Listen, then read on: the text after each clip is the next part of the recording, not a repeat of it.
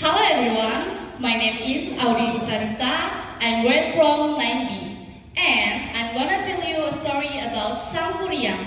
In ancient time, there was a princess in West Java named Dayang Sumbi. She had a son named Sangkuriang. Sangkuriang was a boy who liked to hunt, and when hunting was always accompanied by his dog named Tumang. Despite a dog, Tumang was actually an incarnation of the god and the father of Sangkuriang. One day, he got mad at Tumang for not pursuing the animals. Because of so angry, he then expelled Tumang, so the dog into the woods.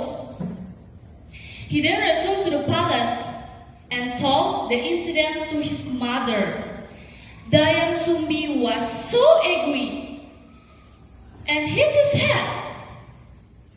After hitting Sangkuriang, Dayang Sumbi felt so sorry, and she always prayed and meditated to get forgiveness from God. After wandering for a dozen years, Sangkuriang returned home. When he reached the kingdom, all had changed. He did not know what was happening. One day, he met a girl who was so beautiful. The girl was actually Dayang Sumbi. Young forever. After those happenings, she immediately looked for a way. The plan making a proposal. She then proposed to recommend the Sangkuriang. First, Sangkuriang should stem the Citarum rivers. Secondly, she asked Sangkuriang to make a big canal to cross the river. Both of those, Sangkuriang asked for help to spirit cheaters to complete all the work. Dayang Sumbi secretly picked at the job.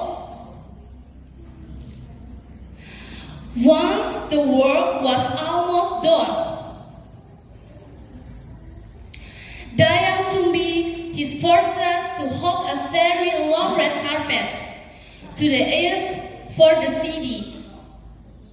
The carpet made the light become red, and Sangkuriang thought that the sun had risen. He stopped his work and was very upset because all could not meet to recommend posed by Dayang Sumbi. He stopped his work.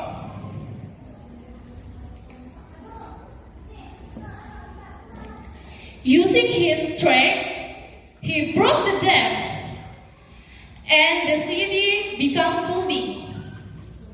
And his canal, the Christ, upset dog, and sent it into the mountain named Tangkuban Perahu.